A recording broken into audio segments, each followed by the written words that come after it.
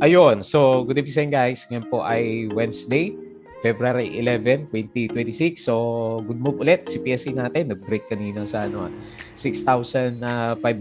Masyadong mahaga yata sa prediction natin na kagabi. Pero kita mo nga naman, nag-breakout siya ng 6,500. Pero nagkaroon ng konting Dow G. May konting profit taking siya. Pero goods pa rin tayo dyan kahit na parang Dow G yung candle natin. So nag-close tayo ng 6,498.82 and then nag-up siya ng 0.37%. So meron tayong additional 815 million na net foreign buy. Ibig sabihin, from 5.5 billion, so meron na tayong 6.3 billion na net foreign buy dito sa market natin. Ayan. So ang dami na. So kaya naman gumagalaw pa konti-konti. Hindi pa natin masyadong ramdam, pero kung nakikita nyo, may mga green na sunod-sunod na yung mga blue chips na stocks natin. Sa ngayon, ang humatak ng index natin kanina is si Jollibee. So umaga pa lang, mataas na yung galaw niya. At saka alam ko si BPI.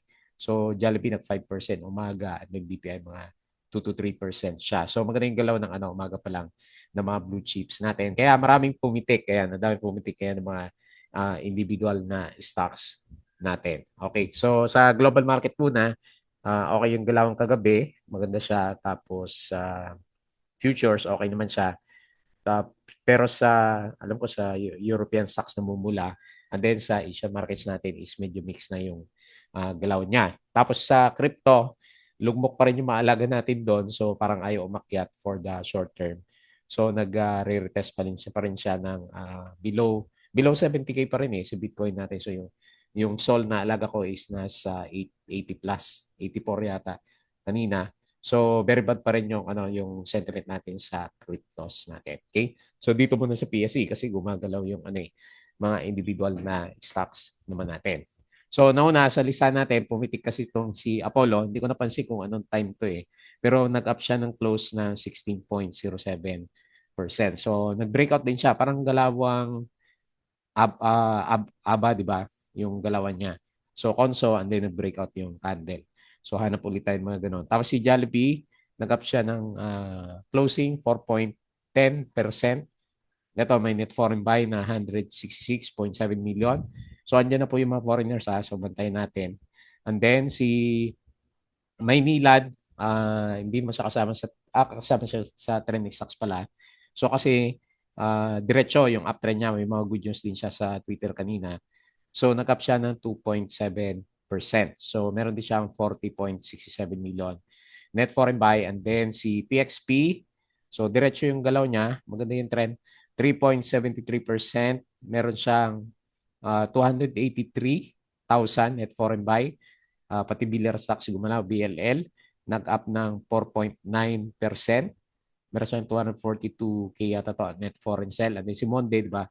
Nasa ilalim dati, nag-breakout na pala to sa MA100. So nag-up siya ng 2.7%. And then meron din siyang malaking volume ng foreigners, 40.67 million. Okay? So hopefully tuloy-tuloy na yung breakout ng candles natin. Disclaimer pa rin sa mga bago sa channel natin. As usual, yung ating review is for education purposes lang po yan. So wag mong gagamitin ito as a reason para buy, sell, or hold on stocks. Meron po kasing risk sa trading sa market. Due diligence na lang po ako ng stocks yung gusto mong bilhin. And follow mo lang po ako dito sa ating Palabi Trader. Crypto ko to para sa ating rather Palabi Trader na YouTube channel. Subscribe ka lang para updated ka. And then kung gusto mo, join ka dito sa trading community natin. So yung mga subscribe, maraming salamat po. Ayan. Nag 1K views din tayo kasi gumaganda yung market natin. Company reviews, check mo na lang po yung mga vlog natin.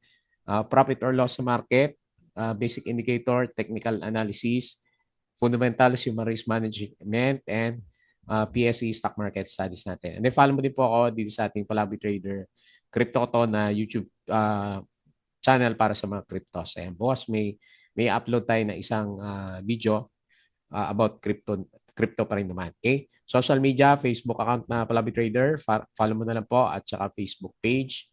Tapos sa Bodega Peak, yung mga articles natin sa local market. Hindi ko pa rin maharap. Pasensya na. So pero hindi naman natin kayo close yung website na yan. And then dito sa summary, Hindi ko pa rin nakita yung ano eh, summary ni Philippine Stock Exchange. Ano kaya yung ano? Saglit. Ayan, nandiyan na pala. So, refresh natin to. Nakikita ko si ano eh. Sa Facebook pala, si gold medalist. Ano ba yan? Ano ba yung gold medalist na yun? Okay. So, yun kasi lumalabas sa mga ano eh, sa mga social media ngayon. Ingat sa mga ano, private videos natin. Okay, punta tayo dito sa Philippine Stock Exchange. So, okay. Yung summary muna. So, good vibes. Good vibes tayo, syempre. 834 million net foreign buy. Pause pa rin, pasensya po. Tapos, sino bang umakyat? Mining, 1.5, sina APX-PX. So, gumalaw. Property, nag-up din siya 1.22%. Si Ali yata to. At saka, yung finance natin, 0.83%. Okay? So, gumaganda yung galaw ng mga big caps.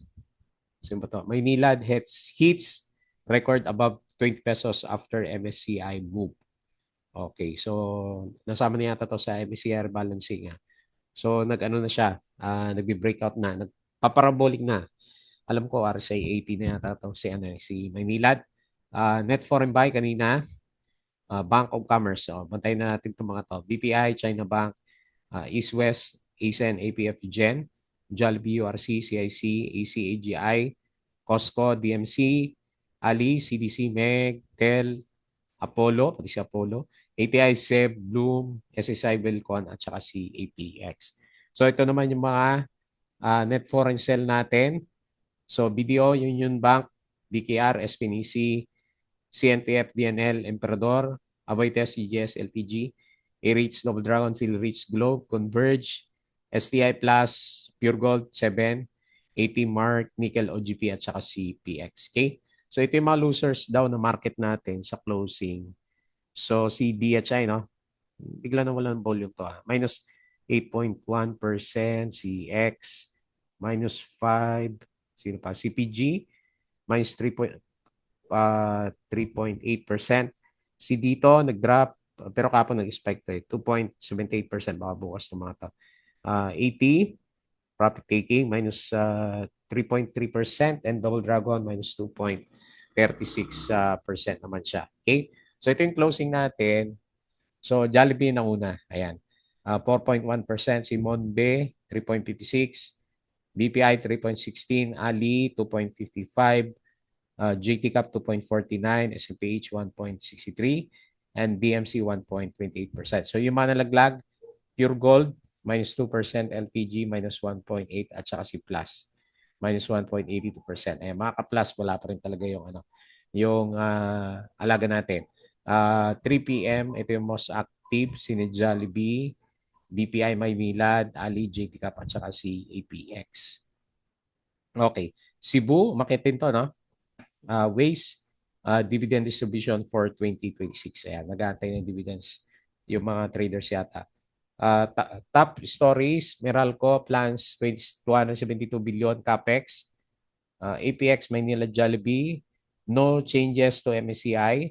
APX and Maynila join small cap index. Ayan. So yan din po yung ano, nagpa-breakout ng galawan ni Maynilad. So nasama ka agad no sa small cap index. Okay. Globe is lower GCash, MAC, lowering fair value. Anong fair value natin? Wala pa eh. Manila Water, siguro sa ano yan, sa report. Tariff adjustment to drive 2026 growth. Macro Asia secures 15-year MCIA lease. Megawide. So may mga changes sila. Megawide, si Robinson. Bisitahin na lang natin. Hindi ko rin siya nakita.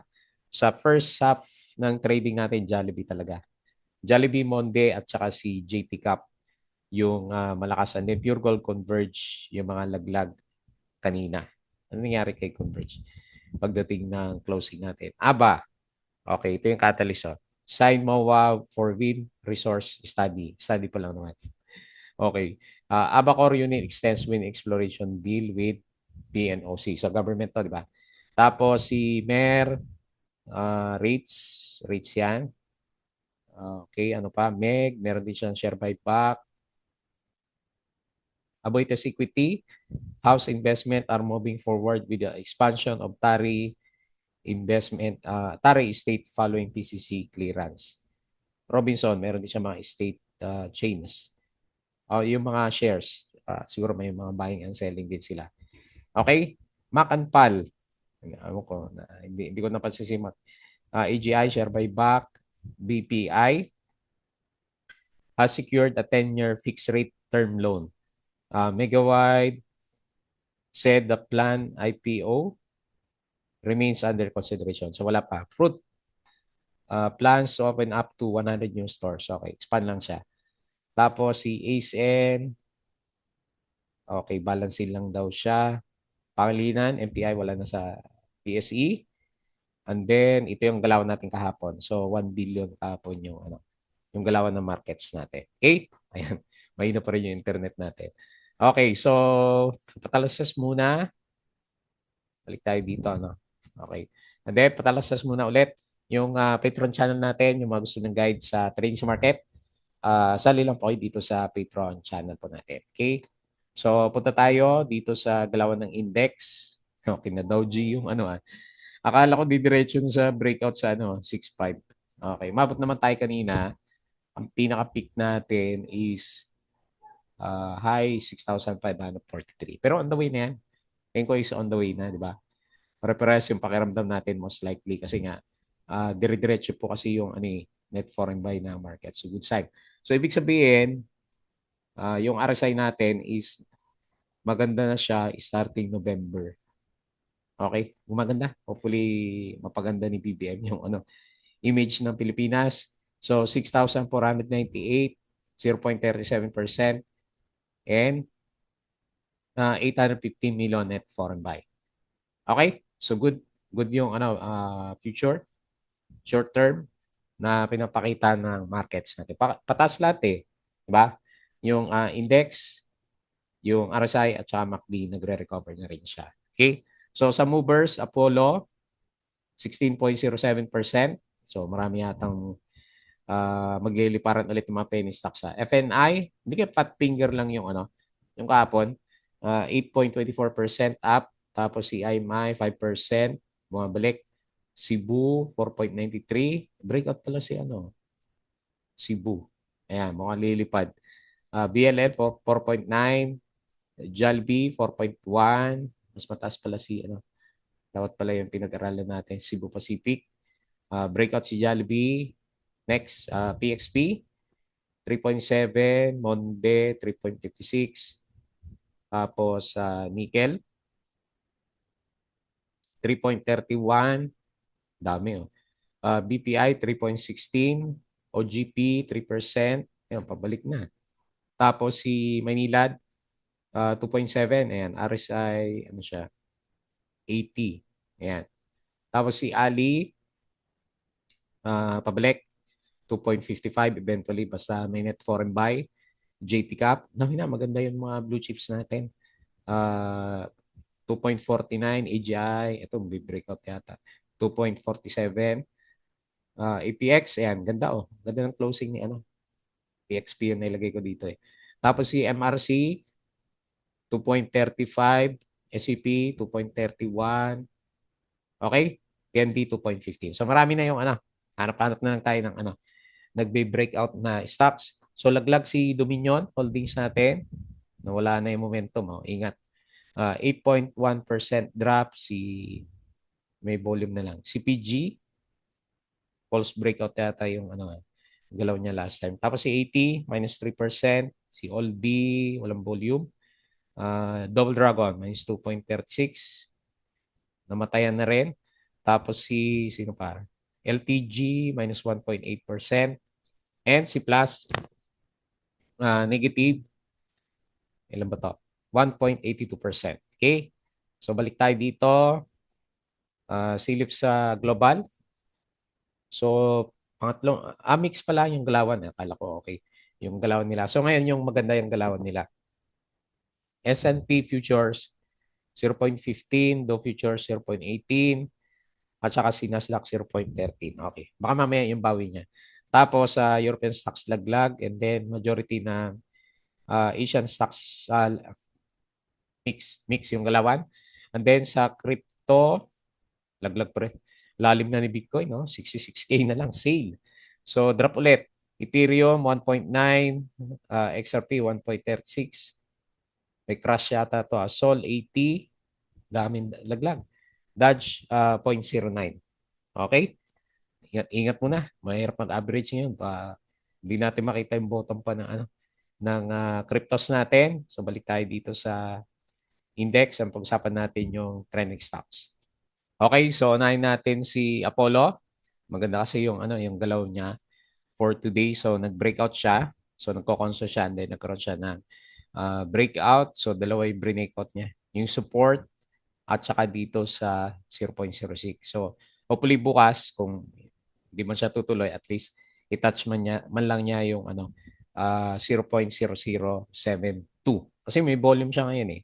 So parang ganito, may mga volume siya last time. So, tingnan natin kung ipipitikin na naman yan. So, nag-close siya ng 0.0065, 16% up, and 456K net foreign buy. Pati foreigners pumili. So, 51 above 51 yung RSI level natin, above 50. So, with regards sa 5-minute chart, ayan, may mahina si dito natin, saglit. Antayin natin siya ng konti. Okay. Okay? So, okay naman yung galaw niya. Normal. Normal lang yung galaw niya. So, pinitik talaga kasi may mga spike ng volume na lumalabas kay Apollo natin. Okay? Hopefully, meron pa. Next, Jollibee. May good news ba to? Aga pa lang na ito, nag-breakout na eh. So, nag-breakout siya kanina. Umabot nga 5 o 6%. So makita mo dito nag-close siya, nag-breakout dito sa MA 100, which is a good sign, hopefully. Kasi downtrend yung overall picture.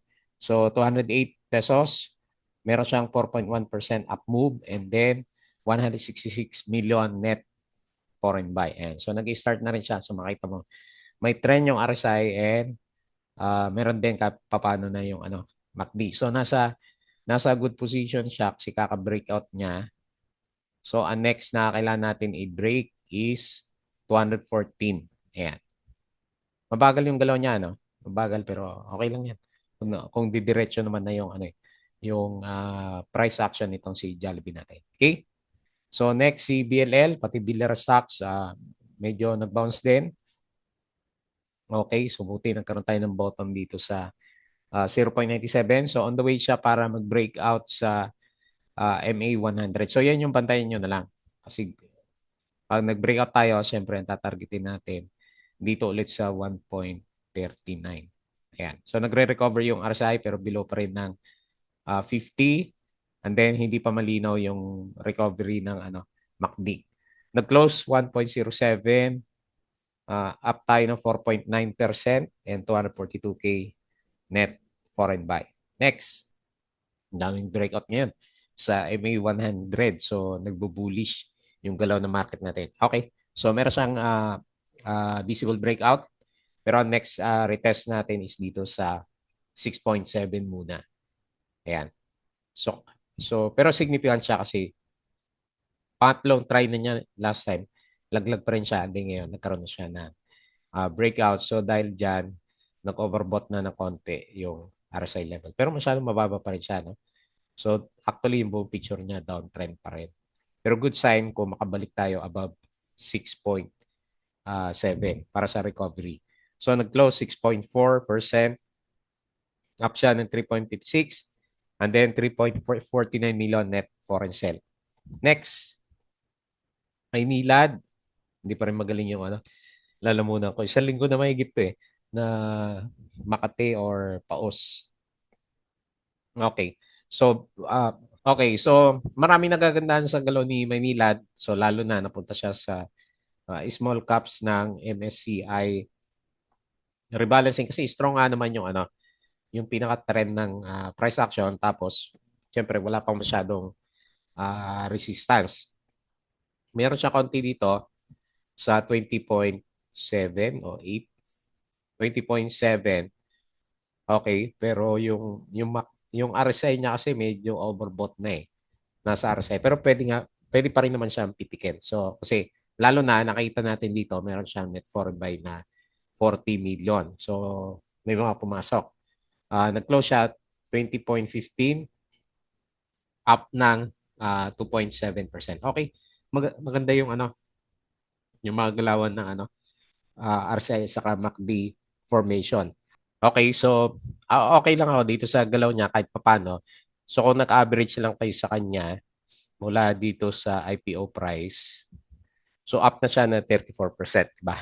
Sobrang laki na yan kumpara kay MP2 kung dito tayo nag-invest simula na magkaroon siya ng IPO.